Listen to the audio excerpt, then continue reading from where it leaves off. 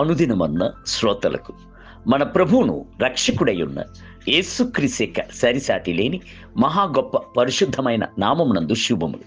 నేడు 2026 సంవత్సరం మే మాసము 11వ తారీఖు సోమవారం నాటి ధ్యానాంశము, పాపమునకు మరణించుట చేత జయము.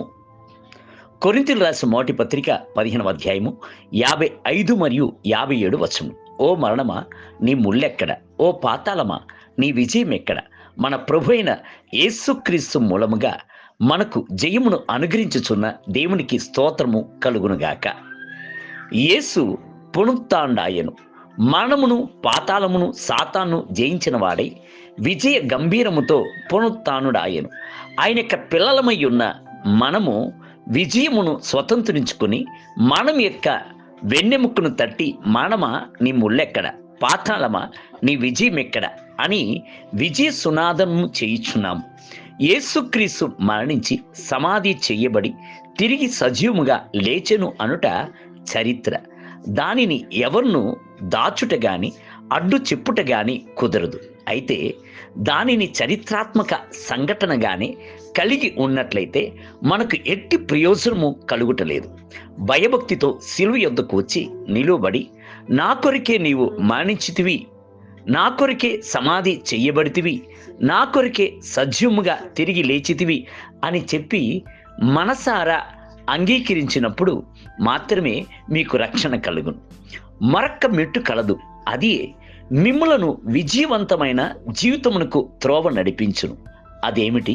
క్రీస్తుతో నేను సిలువ వేయబడి తిని, క్రీస్తుతో సమాధి చేయబడి తిని, క్రీస్తు యొక్క పునరుత్థానపు శక్తి చేత విజయవంతమైన జీవితమును జీవించదును అని ఒప్పుకోలు చేసి ఆ విజయమును స్వతంత్రించుకొనుటయే ఉన్నది. అపోస్తలుడైన పౌలు మొదటిగా క్రీస్తుతో కూడా సిలువ వేయబడి తిని అని సమర్పించుకునేను. రెండవదిగా క్రీస్తు యేసు సంబంధులు శరీరమును దాని ఇచ్చలతో దురాశలతోనూ సిలువ వేసి ఉన్నారు అని చెప్పాను. గలతీయులకు రాసిన పత్రిక 5వ అధ్యాయము 24వ వచనం. మూడవదిగా క్రీస్తు వలన లోకము నాకు సిలువ వేయబడి ఉన్నది, నేనును లోకమునకు సిలువ వేయబడి ఉన్నాను అని చెప్పాను. గలతీయులకు రాసిన పత్రిక 6వ అధ్యాయం 14వ వచనం. ఇదే విజయం యొక్క రహస్యమై ఉన్నది. ఎట్టి పరిస్థితి యందును పాపపు శోధనలు గెలవలేదు అని దృఢ నిశ్చయముతో జీవించుటయే క్రీస్తుతో కూడా సిలువ వేయబడి తిని అని ఒప్పుకోలు చేసి క్రీస్తుని విజయమును స్వతంత్రించుకొనుటయే ఉన్నది. క్రీస్తు యేసులోనికి బాప్తిజం పొందిన మనమందరము ఆయన మరణములోనికి బాప్తిజం పొందితిమని మీరెరుగరా? కాబట్టి తండ్రి మహిమ వలన క్రీస్తు మృతుల నుండి ఎలాగూ లేపబడెను, అలాగే మనమును నూతన జీవము పొందిన వారమై నడుచుకున్నట్లు మనము బాప్తిజం వలన మరణంలో పాలు పొందుటకై క్రీస్తు కూడా పాతిపెట్టబడితిమి.